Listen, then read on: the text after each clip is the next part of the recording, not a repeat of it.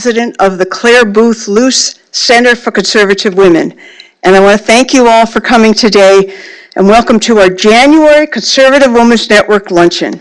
I want to give a special thank you to the Heritage Foundation and those of you here at Heritage that we've worked with on this luncheon. It's been a wonderful partnership now once a month for 20 years. And we love coming here to Heritage and working with great women speakers like we have today. And we do have great speakers today, two authors who are going to give their take on the Great Society, an era that provides lessons for us today as some debate socialism versus capitalism again. And there's actually a few of us here, like me, who are old enough to have lived during that era. I was in high school, and it was actually when I inspired me to become active in the policy debates with Senator Goldwater and Lyndon Johnson. So let me introduce the two speakers, and then Amity is going to speak briefly, and then they're going to come down here in the chairs and have a great discussion. Amity Shlaes is a renowned historian and author who details in her new book, Great Society and New History, that the results of the Great Society were far from great. They were devastating. Amity devoted years of research to the Great Society and is a veteran columnist. She chairs the board of the Calvin Coolidge Presidential Foundation, chairs the jury for the Manhattan Institute's Hayek Book Prize, which is a $50,000 prize. She served on the editorial board of the Wall Street Journal. She studied undergrad at Yale and is a fellow at Free University, the University of Berlin. And she has an honorary doctorate from South Dakota School of Mines. I could go on, but that's enough. That's wonderful. And she's the author of 4 other New York Times bestsellers. I'm going to name them. The Forgotten Man, A New History of the Great Depression, The Forgotten Man Graphic Edition, Coolidge, and The Greedy Hand. Now, I also want to introduce Lindsey Burke, the director of the Center for Education Policy here at the Heritage Foundation. Lindsey oversees the foundation's research and policy on issues about preschool, about kindergarten to 12th grade education, and higher education reform. Her commentary, research, and op-eds have appeared in numerous magazines and newspapers. She's a frequent guest on radio and television shows and speaks on education reform issues across the country and internationally. She has a bachelor's degree in politics from Hollins University in Roanoke, Virginia, a master's of teaching in foreign language education from the University of Virginia, and a PhD in education policy from George Mason University, where she examined the intersection of education choice and institutional theory. She's also co-editor of the book, The Not So Great Society, published by the Heritage Foundation, and I think we have some copies of that outside afterwards. Also, we're going to be selling Amity's book outside for $15, I think, and if she's kind enough to sign, then we'd be very grateful for those of us who buy a book. So now, please join me in welcoming for some brief remarks and then a discussion, Amity Shlaes. Thank you.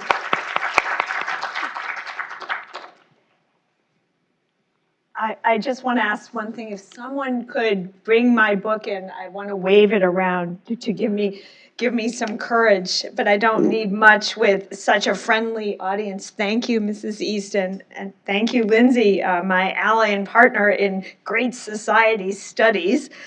It's an election year, and one of the things we all weigh in an election year is, where do we put our energy? Do we put our energy, thank you, in the election, or do we put our energy in long causes? And long causes are very dubious, because sometimes if you plant a seed, it may or may not come to fruition. And if it does come to fruition, it might be after we're dead and forgotten, right?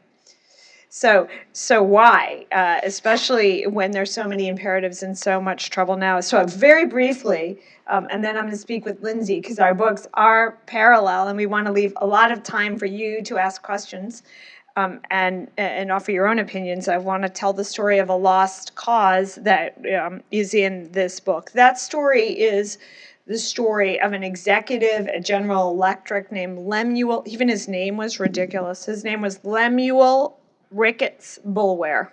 So you can imagine the jokes off that, Boulware. So, and he was a senior executive at General Electric, which was a beautiful, pristine company, kind of a model in the 50s of what was right about America. When we built an American kitchen in Moscow in a kind of Cold War competition with the Soviet Union about standard of living, we made several kitchens, and the lemon yellow one was the GE kitchen with the GE appliances, and this is what so shocked Leader Khrushchev, the quality of our sinks and dishwashers, right? And our mixers.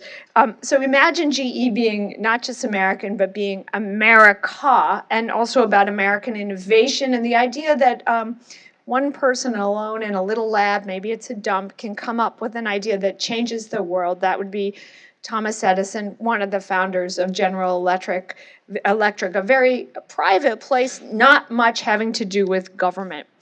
Lem Boulware worked at GE.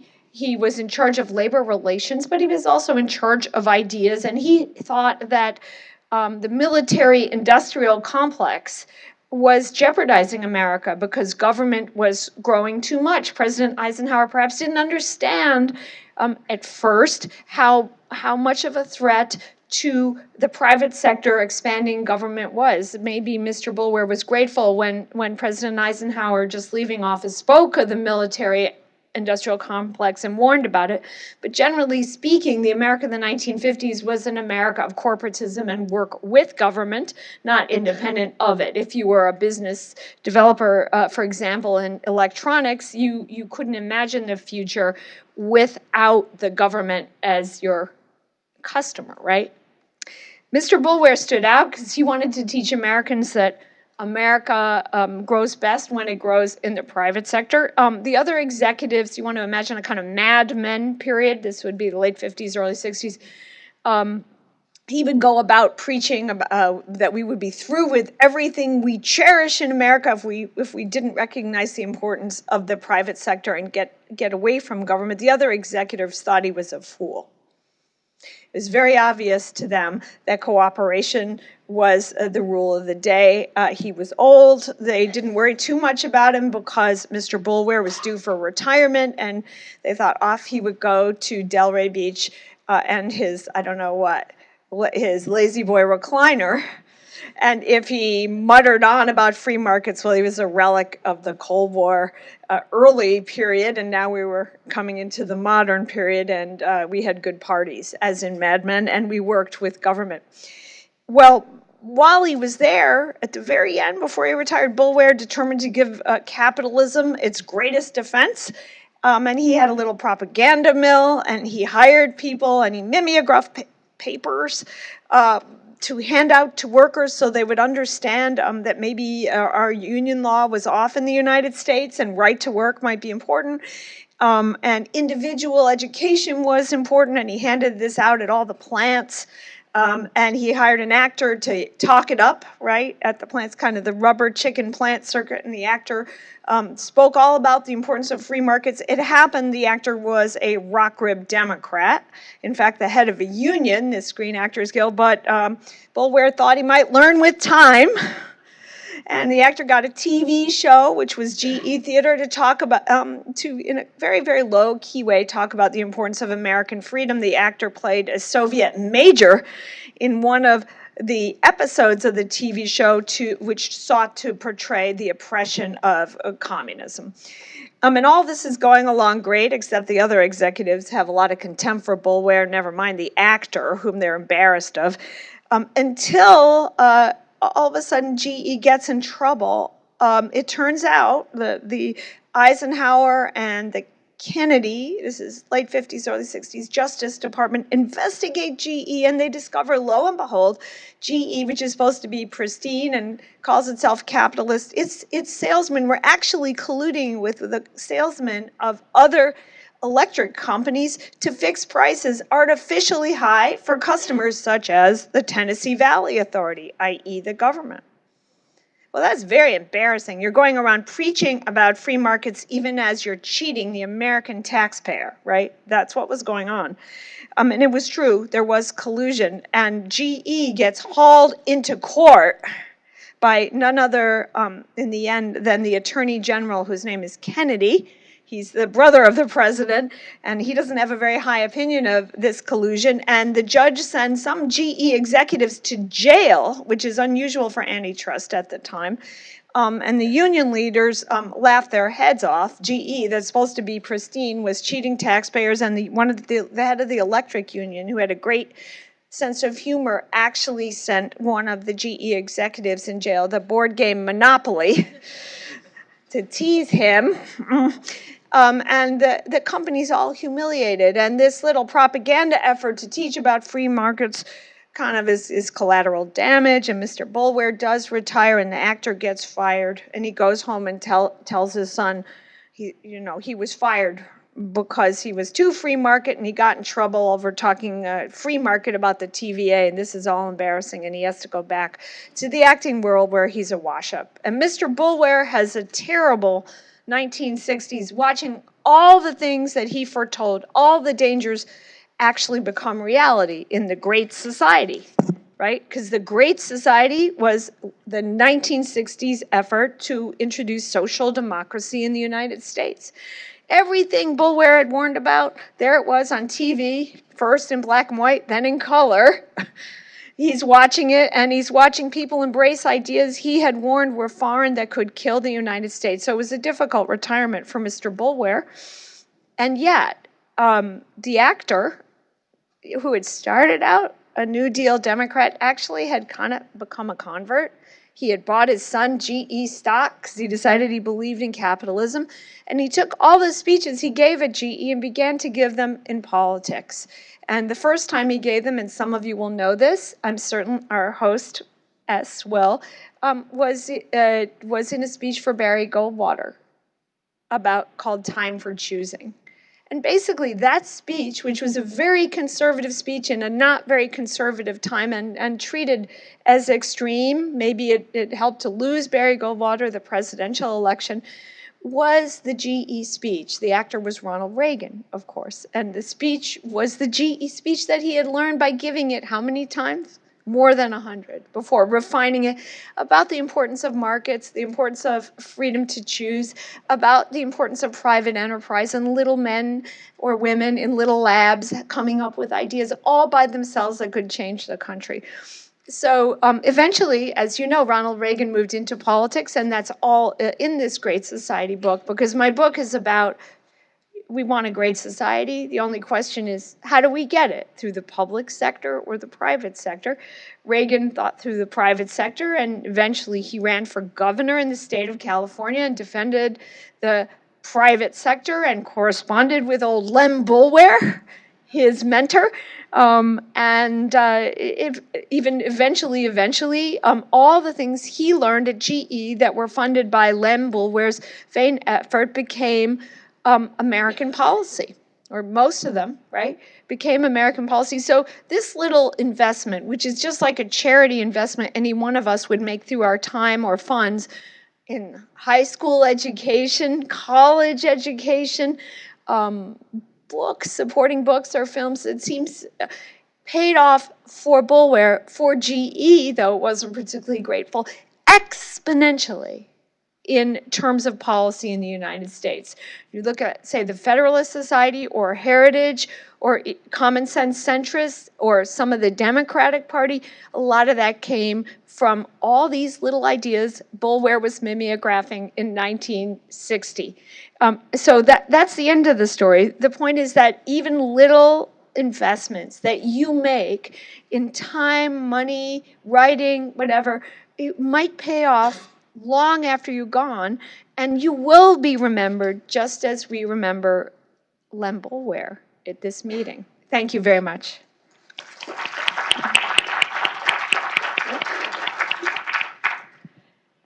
Great. Well, that was fascinating. I had not heard the story of Lynn Boulware. Was it Lynn or Wynn? Lemuel. Lemuel. And I will never remember that his name was Lemuel. Lem. Right. Great. Yeah, we'll call him Lem. So great story about Lem. Speaking of great stories, your book, Great Society, is a fantastic story. And by the way, these are not competing books, Great right. Society and Not So Great Society. They're quite complementary. These are complementary books. That's right. But you take an in-depth look at the people and the policies that shaped the Great Society, that made up the war on poverty. We do the same thing, but we look specifically at the education policy components of the Great Society, and they were many. Most people, I think, are not aware of the fact that when Lyndon Johnson gave his 1964 State of the Union address, he said 1/3 of the war on poverty would be fought in the classrooms of America. And he said, there your children's lives will be shaped. So we think about it in terms of Medicaid and Medicare and welfare reform, but I think the education component gets lost quite frequently. So our books are different, but we actually start off with a similar story, which is that of Michael Harrington, the socialist. At the time, Harrington had quite an influence, not only on LBJ, but on Kennedy before that. He had wrote a book that was widely read at the time called The Other America, and basically making the case for socialism in that book. This is a 1962 bestseller.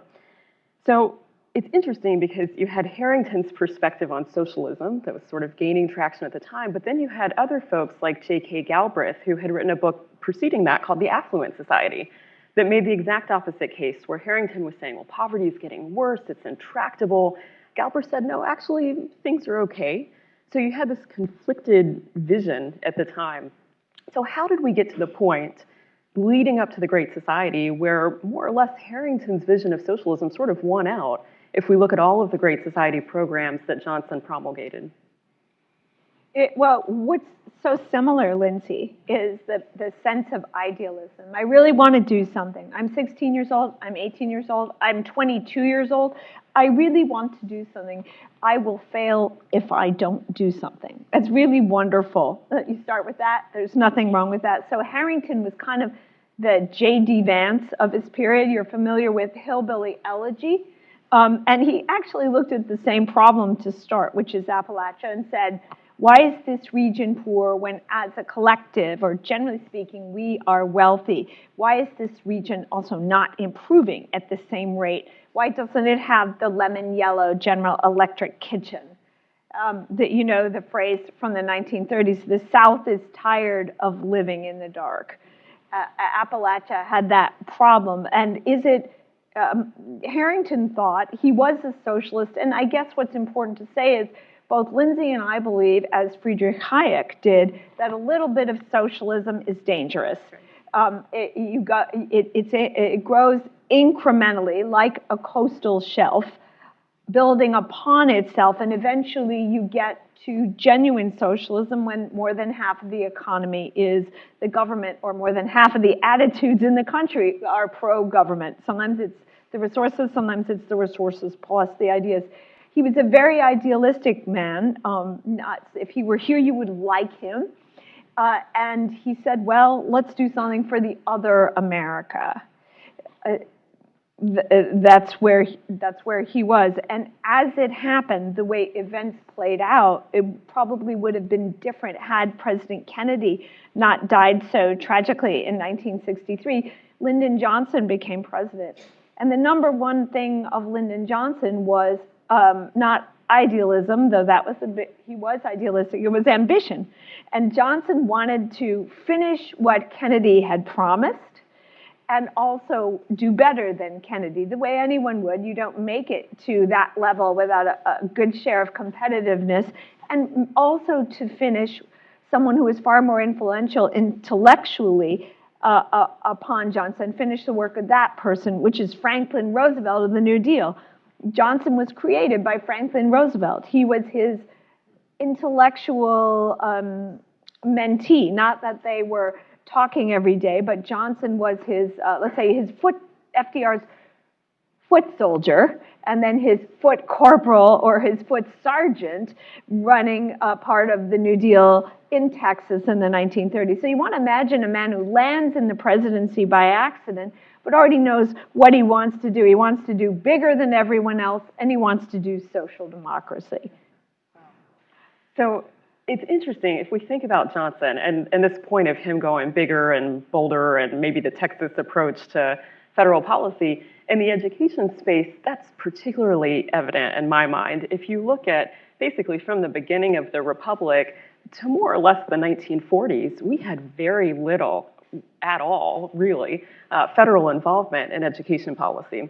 You see some blips here and there. And actually in 1867, a federal Department of Education was created, but it was quickly demoted. A year later, it was demoted down to 4 guys collecting statistics across the country. So that was thankfully short-lived. You get a few other blips here and there. We get the GI Bill in 1944. You could argue, though, at that time, there's a national security imperative for the GI Bill. Returning service members need support when they're returning home. So there was an argument there.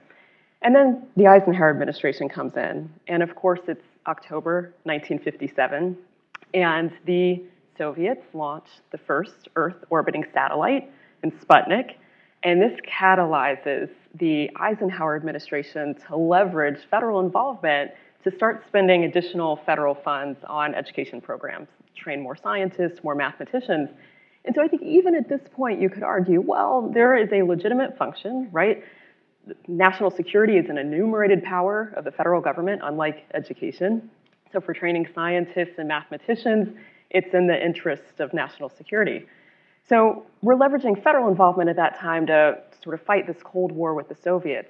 But all of a sudden that changes when Johnson comes in. Johnson says, well, it's no longer a war abroad with the Soviets that we're fighting a domestic war on poverty here at home. And that was a huge shift in how the federal government started interacting with education policy. So we get things like the federal Head Start program, which has been an utter failure by most objective measures. By the way, we've spent about $240 billion on Head Start since Johnson launched the Great Society. It employs about 265,000 adults today, despite having no impact on the children it's purported to serve. We had dramatic spending in K-12 education. We have spent $2 trillion just at the federal level, just on K-12 education since the Great Society launched. And of course, we have spent trillions in higher education. We are at 1.6 trillion in outstanding student loan debt, spending hundreds of billions a year. So we get to this point because Johnson comes in and says, well, we'll underwrite student loans and grants. And yet that has grown. Your point about a little bit of socialism maybe morphs into a lot. Today, the federal government originates and services 90% of all student loans. So can you maybe speak a little bit to that slippery slope? How did we originally get to the point where, under the Great Society, government started preferencing the public sector instead of the private sector? And what is our, in your opinion, maybe hope for unwinding that? Does history tell us something? Well, thank you. Well, it's very important that Lindsey has written this out. These data points are necessary for arguments. Who's heard of Homer Hickam, October Sky? The movie October Sky, which is about the boy who became a rocket man, right? Homer Hickam has been tweeting the actual man about Great Society, and that surprised me. I'm honored about that, but he's now a grown-up senior rocket scientist. But what that surprised me because the America of Homer Hickam, which is the America you described, when Homer Hickam won a prize for launching a rocket in high school, maybe in West Virginia. Sounds right, yeah. Yeah, somewhere rural, somewhere in a coal mine, right, in a coal town, in a high school where they didn't necessarily expect him to get an engineering degree, right? The future was the government. So what do you do if you want to be a rocket man? You write to Wernher von Braun, right, which he did. You get a scholarship to a good state school or maybe a good private school to study engineering, and then you go work for NASA or the Defense Department, or you serve, Homer Hickam did serve in the military, and that's how you get forward. That was the Cold War period. We were in a war in the America that Homer Hickam grew up in. It was only in the 60s, even as Johnson expanded the federal government's education mandate, that at the same time, people in electronics, and basically engineers and scientists realized you could actually make money without the government, and you could actually have ideas without the government. Because imagine what Fairchild, right, which became Intel, the people at Fairchild became the leaders of Intel. When they started in the 1960s, late 50s, 1960s, California was just one big defense contractor. There was no idea that people could buy computers you made and play with them at home. That was a new thing. There was no fun phone, right? There was just, you had a missile contract or part of one or not. And what Mr. Noyce and Mr. Moore discovered, even as they discovered the incredible productivity gains in chips, Moore's law, they discovered, wait a minute, maybe we can sell what we make for consumer life, for something more than just a consumer life is more sophisticated than just a dishwasher. So at the same time as the government is moving into education, intellect, the collective intellect is realizing we maybe don't need the government. And the Homer Hickhams of the world, I don't want to speak for him, are suddenly realizing, wait a minute, a lot of the fun and excitement and the true innovation is outside government, and by the way, could be even absent government subsidy. So it's not as though it was all decided one way. There were epiphanies that led us in the other direction. It was a race between public and private did pretty well in the 60s. Public assumed that private could always pay. That was the assumption. John Kenneth Galbraith assumed that, and John Maynard Keynes, excuse me, once used an analogy. He said, well, don't think of business as the enemy, dear fellow government person, Franklin Roosevelt, President, sir. Think of business as a domestic animal, like a cow that you herd, or a bull that you herd, and if you treat it tolerably well, it will give you milk. That's what the private sector is, your milk cow. And you don't, if you vilify it, it won't behave, right? So be nice and give it nice hay, and you'll get the revenue. And that was the assumption in the 60s as well. The private sector is there as a milk cow for the public sector, and it's all going to work out just fine.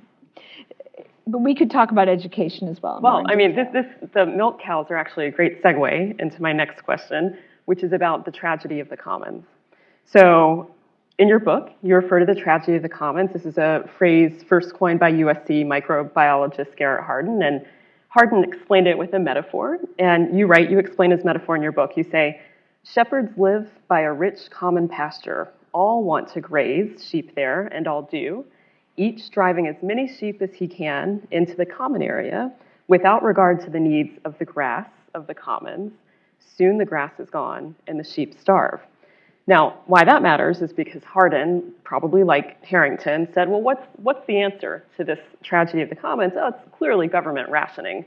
And so government, then, you write, in the 1960s, always ended up becoming the shepherd in that case. So if we think about government as shepherd, what, in your opinion, has that done with regard to families, how families think about their relationship with the government, the private sector generally, but this whole idea of government as shepherd is really fleshed out nicely in your book. Yes, and the reason this metaphor is very important, the tragedy of the commons, it's a progressive metaphor. It's used a lot.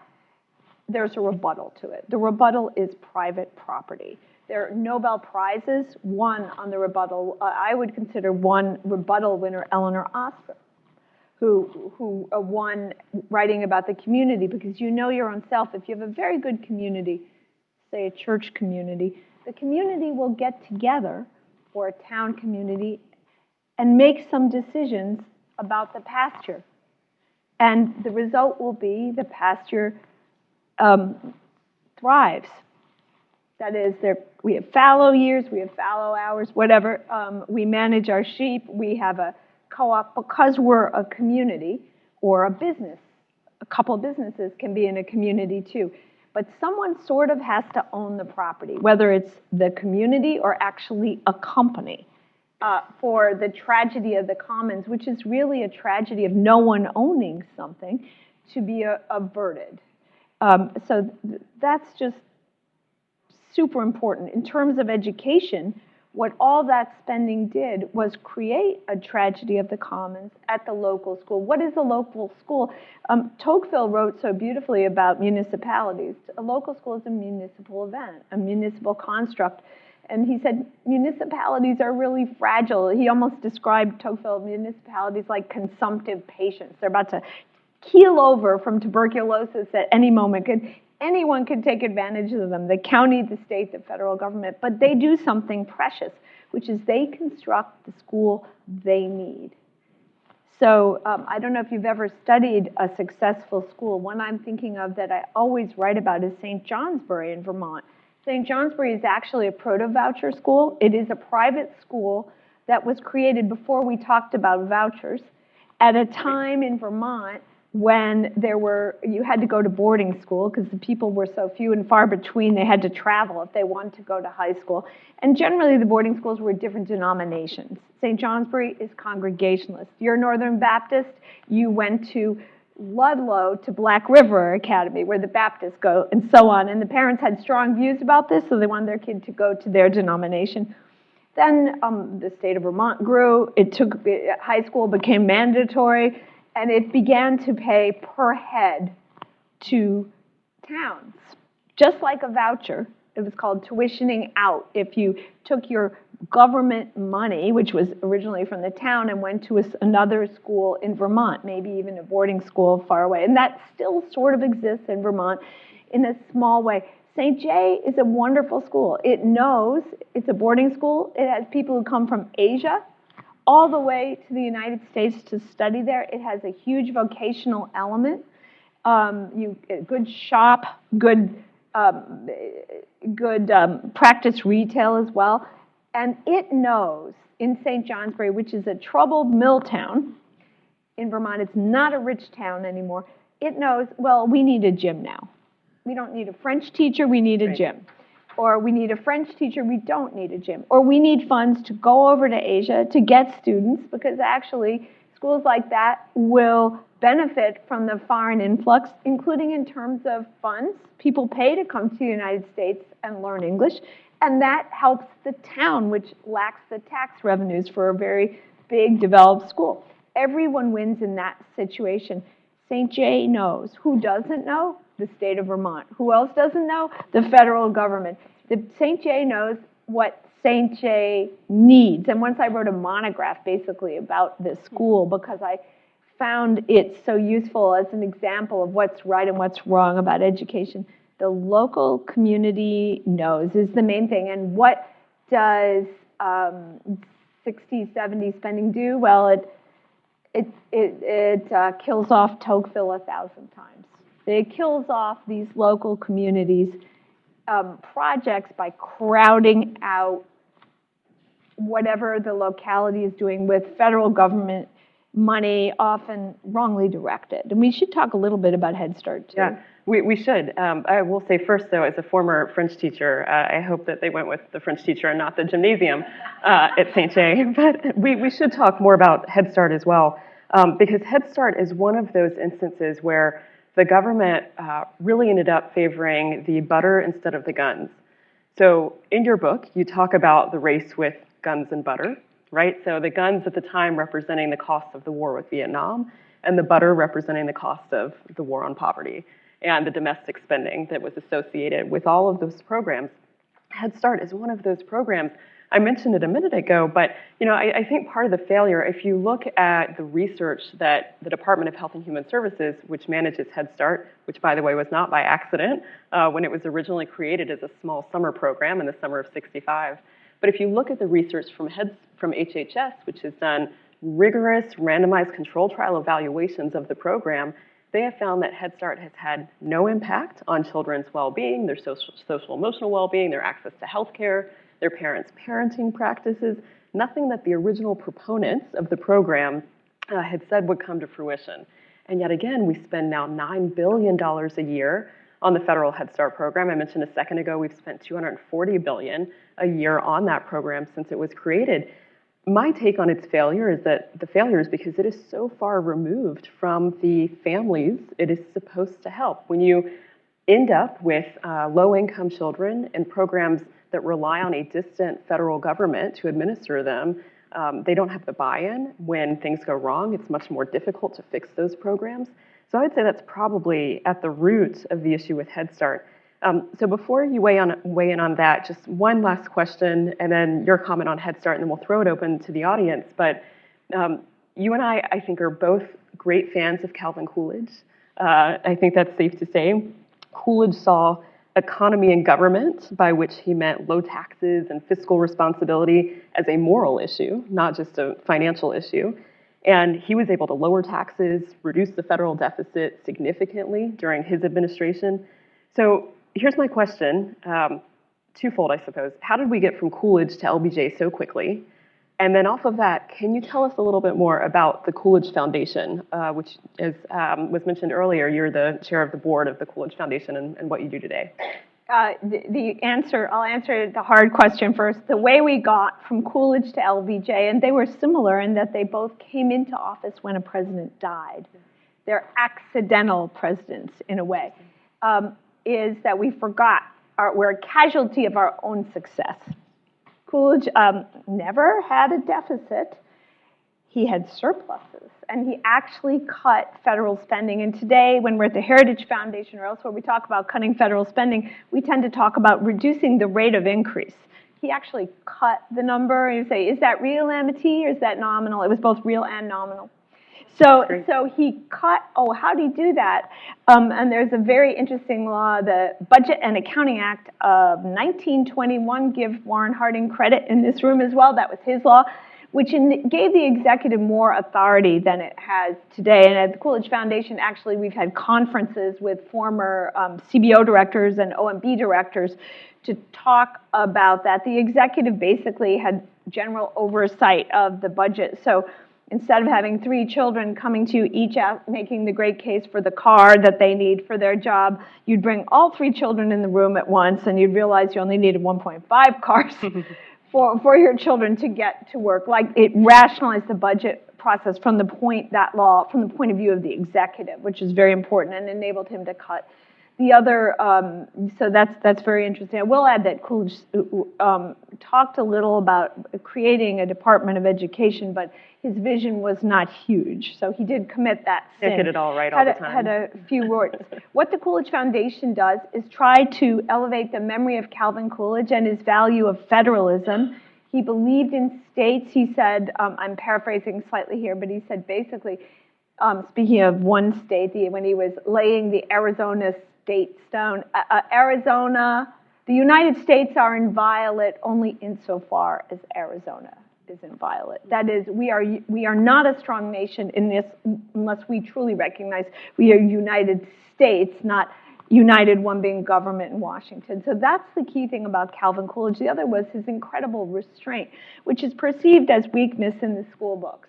Oh, he's just a footnote between Roosevelt's and maybe Wilson, right? He was incredibly strong. Sometimes saying no, which is what he did, is harder than saying yes. Every parent knows that, right? When you say no, you have to be prepared. Why no, right? And so he was a regular maestro of the veto, yet he had great love. What's interesting about Coolidge is you say when someone says no, they're mean, right?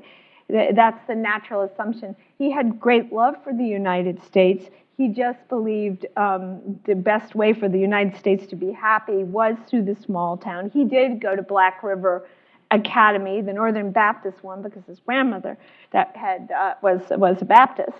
She didn't approve of dancing, and that was where he went. Then he went to Amherst College. What the Coolidge Foundation does is teach these things, and the main way we do it is through a college scholarship, which is a voucher itself, basically a golden voucher. We cover all expenses to any university to which the candidate is admitted. This is an academic merit scholarship, and we're very sad and fortunate because it's a true full ride, including room and board. We have this year over 3,000 candidates for 4 scholarships, and each of them writes 2 essays about Calvin Coolidge, including one about the budget, and I hope to publish their essays because they're so interesting. It's never going to be a big program. It's more like a Rhodes Scholarship. It's a high honor for academics. But we also have a program, right away we realized all these kids are wonderful and we want to include as many as we can. We also have a program called the Senators for the 96 in the top 100 who unfortunately don't win the big prize. We have an elaborate selection process. And the Senators also come to Washington and learn all about government and visit us at Coolidge House, which is in Georgetown. Which is beautiful, by the way. And have you done the grand opening yet? We have a, we're kind of opening. small now. We had a soft opening. I would be neglectful, though, if I didn't mention the ultimate headquarters, which is Plymouth Notch in Vermont, where we have an awesome 4th of July. That's the president's birthday. It's the only President Coolidge was born on the 4th of July.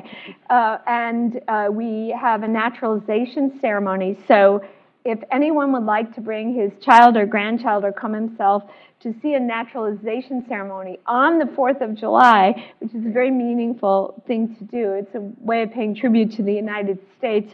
We welcome you, and we have staff there, and we'll help you to make your trip on the 4th of July to lovely Vermont. Okay. So nice. Head Start, right? Yes, yeah. The thing about Head Start for me is that I grew up in a place where Head Start was started. I'm from the south side of Chicago. My mother was involved in Head Start on the pro side. Is that it sounds so innocuous. Who could be against nursery school? What kind of rat fink would be against nursery school? What kind of jerk, right? That was what I was raised with. What harm could nursery school be? But the thing about Head Start was that it wasn't merely nursery school. It was basically daycare, often, with all day, not 2 hours, right? Mm-hmm. And it came with social work, and it came with a lot of other programs and ideas. So nobody's against nursery school. Nobody's against helping poor people. The extent of this program, what the governors recognized, including John Connolly of Texas, who's in my book, was that this was the toe in the door, or the camel's nose in the tent, you can pick whatever image you like, of the federal government running all education. And indeed, you're right, Lindsay, with a certain vision of the family. The mom has to work. Well, maybe the mom doesn't want to work. The mom should work. If she's poor, she should work. So the kid has to be in school. We've all taken a good look at all-day daycare. It works for some kids. It doesn't work for others. It's a long thing to be in daycare in a public place like a school when you're 1 year old or 2 years old, from 8 to 5, say. So that is a controversial choice, and the federal government was saying this is what you should do. And then there were some politics that came with it. Maybe they were teaching children's books that had a certain political direction. And if you're a federalist, if you're defending your state's rights, you say, wait a minute, Tocqueville said education is what the town does. So much money is coming in for Head Start that my town is just giving up and saying, oh, we'll take this bribe. I want to mention one last thing, which is in my book about the civil rights movement. There was a genuine civil rights movement in the South. It was locals and it was Northerners, and they actually got a lot done. There were terrible problems. Only 1 in 10 blacks in Mississippi was registered to vote. That's a national problem, not just a state problem. But one of the things I noted when I was studying what happened in the South with the arrival of the Great Society to the civil rights movement is the civil rights movement didn't always like the Great Society. What they said specifically was the Great Society, the federal program, in the name of civil rights, is crowding out the genuine civil rights movement. Blacks and whites who were working in the South said that. And one of the characters in my book is Robert Paris Moses. I don't know if any of you has heard of him, but he was a math teacher who went to, I think, Hamilton, maybe Harvard for math, who taught in school. So he was a real grown-up when he went down to the South to work on civil rights, very brave. And eventually he became disillusioned at the interventions of the Johnson administration, at its hypocrisy, and he kind of went sort of into seclusion. But later he developed a program that won a MacArthur grant called the Algebra Project, where he basically said everyone who's poor, he was black, he is black, he focused on black, should learn algebra. I consider that a wonderful idea. I'd rather spend $1 trillion on algebra instruction than social work. I believe every American, more or less, can do algebra. So it's important to recognize that the actual civil rights workers were often very disillusioned with a program ostensibly written entirely for the benefit of their project. Well, I think we've got time for a couple of questions, probably two. Yes, ma'am, in the front here. If you could just wait on a mic to come around.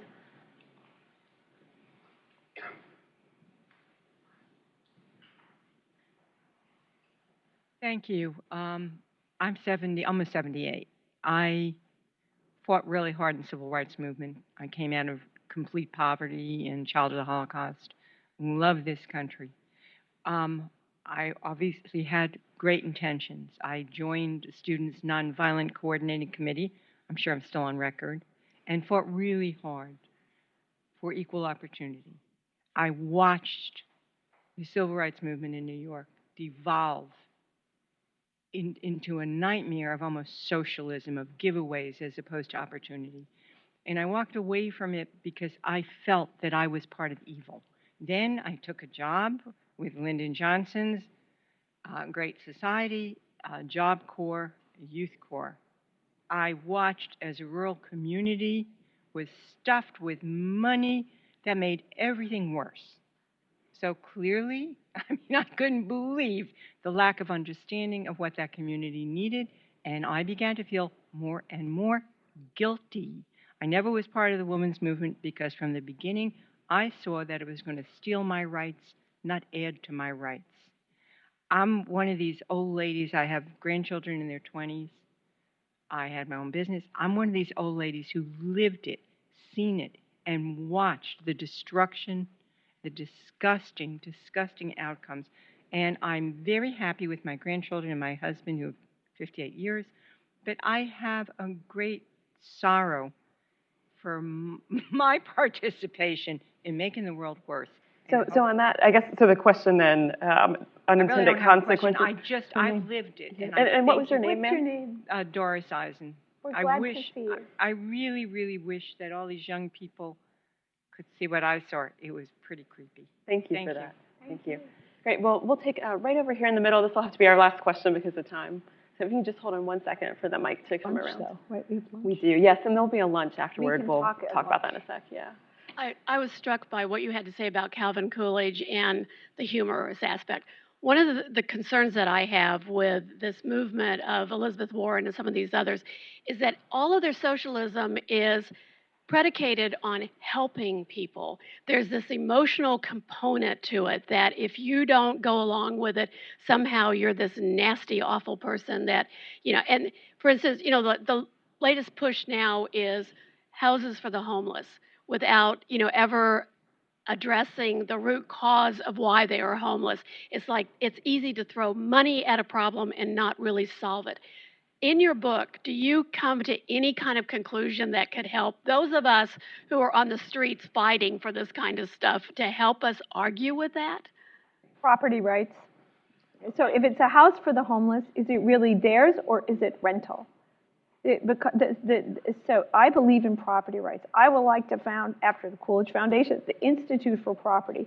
At a time when property is becoming a bad word, we need to stand up for it because the only way people truly can be emancipated, can sustain their majority, not be stuck in an infant life, is through property. And property in a broad sense, which is, yourself, where it originally comes from when you look back at the political economy of the phrase.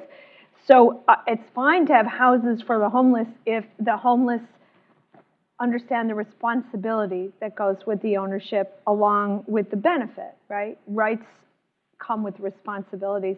That's what I think we should emphasize, and that's honestly why I'm concerned with sort of new federalism and soft conservative gifts. They're not much different from the Great Society.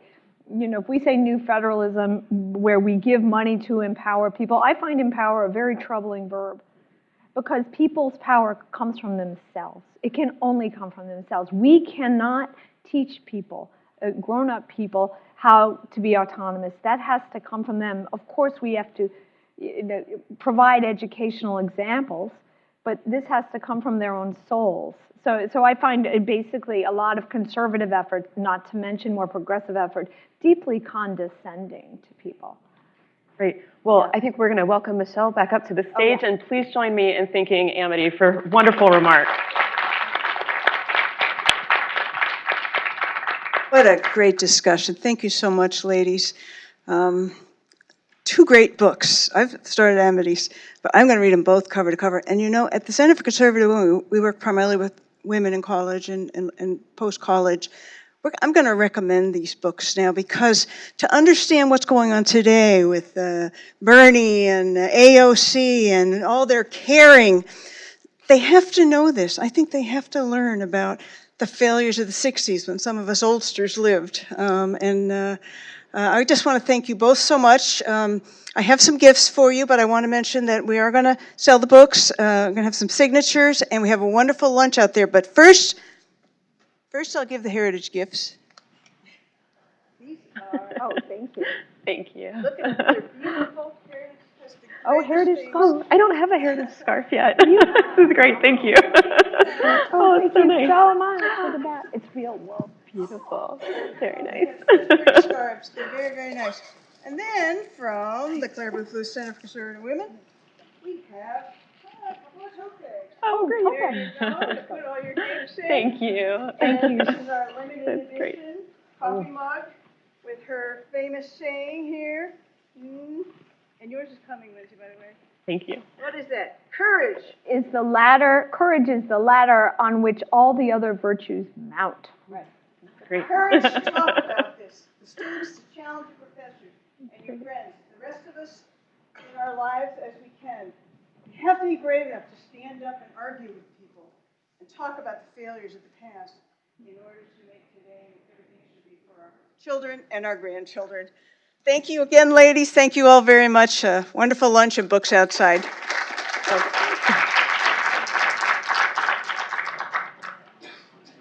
That's so pretty. I like your colors better. You want to switch? Let's switch.